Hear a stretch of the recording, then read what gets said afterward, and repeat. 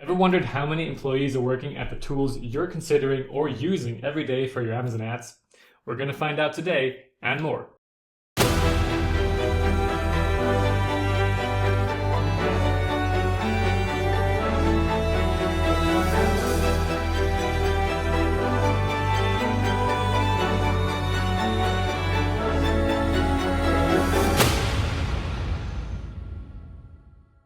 Alright guys, this is going to be a quick one, but nonetheless a very interesting one. It's actually always my favorite topic to have a look at the companies behind the softwares to get a feeling for how big these companies actually are, how many employees do they have, how many employees have they grown by over the past 1 or 2 years, right?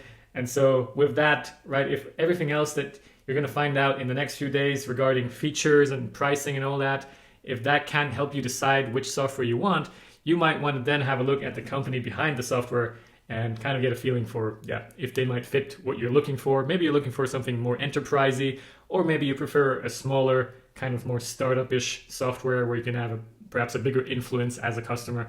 So let's have a look at it right now. And I actually sorted these tools by the numbers of LinkedIn employees, right? All public information. So, and that number I checked, by the way, at the end of August 2024. And the previous one I checked, I think, at the end of 2021, so quite a while ago already. So we can really see, how they've been doing in the past 2 to almost 3 years. So let's have a look at it right now, starting from the bottom. And already here, perhaps one of the biggest surprises, again, SellerBoard remaining at 2 employees. I feel like they could easily, grow if they wanted to. They have the customer base. I know a lot of people are using them. From my anecdotal evidence, they seem to be the most used profit tracker software. So also they could easily get investment, but it seems to be, a choice of their own to stay at that size and I guess remain flexible. And yeah, so I guess good for them if it's working for them, but still a bit of a surprise. Then Zon Tools, also a bit surprising. I felt like they were bigger, to be honest. SellerLegend, I guess same thing here. They're also a very good profit tracker tool. A bit surprising. What else do we have here? Managed by Stats, another one of those profit trackers. Yeah, okay, Profasee. To be honest, I felt like they were already bigger, but I guess they're also a startup and kind of on the way to becoming the best known repricer tool. We're going to have a look at pricing automation tools later on. That's another overview coming up in the coming weeks. Then we have Scale Insights. Yeah, okay. Ad Labs, all these kind of big startups, normal startup size, let's say, right of around 10 employees. Solozo, AdPru, AdBadger. To be honest, AdBadger already, exists since quite a while, since 2017, as we can see here.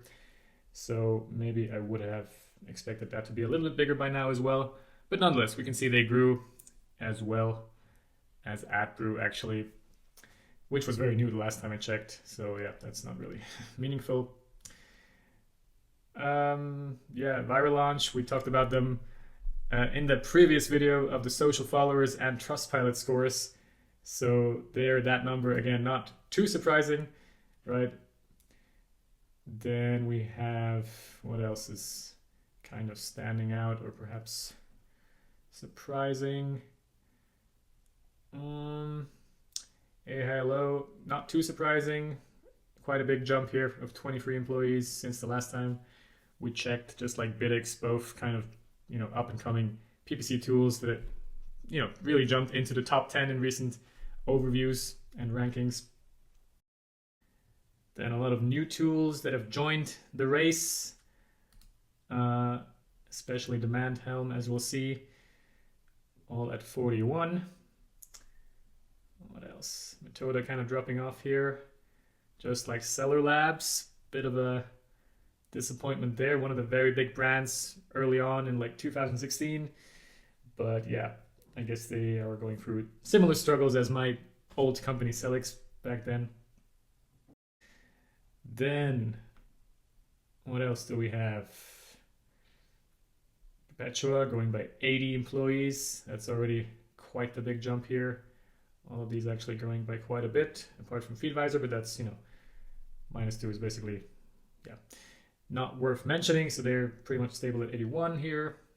Just like Jungle Scout, surprisingly. Okay, all right. Yeah, surprisingly remaining stable here as well. Then we have, all right, the first really big jumps here with Quartile, and unsurprisingly, perhaps, Pacvue. 410 employees joined since the last overview when they were more or less at like 43 employees. So clearly doing something right at that company, just like Quartile. That is, I didn't expect it to be that close to Pacvue, to be honest, and that big. So good for these guys. And yeah, also Helium 10, just forgot to mention it. Also very big jump here at 100. And yeah, we have Skai, still kind of the most famous enterprise PPC tool that is now only smaller than Rithum, which is actually a tool I haven't checked on yet. They are a pretty new name to me, and they actually acquired ChannelAdvisor. That name I would have known, but I haven't checked on the software yet, but I will soon enough. But anyway, they are the biggest out there right now, apparently. But before I let you go, let me just quickly sort that as well by the number of employees that they grew by, right? Always interesting to see as well. So here we go. Again, Pacvue, the number one, Quartile, and then Helium 10, and Perpetua. And a bit surprising, Optimyzr, fairly new, I checked on them twice, I think. Don't have like a strong opinion on them yet. So, but yeah, that number is actually quite surprising to me. Unlike SellerApp, they too are quite a big brand out there. Let's just quickly have another look at those employee numbers here. Yeah, one of the, let's say, top 15 in terms of followers, I would say, if not top 10. So anyway, not too surprising with SellerApp. Adference, maybe the most famous PPC tool in Germany. So that one also not too surprising to see that growth. Good for them. Yeah, not going to comment on the rest, but let me just sort by that one more time. Scroll down for you one more time to see all of it. So yeah, here are the only ones that actually dropped in employees. Sellozo, that is actually a bit of a surprise to me because they seem to be quite solid and popular. Not sure what's going on there.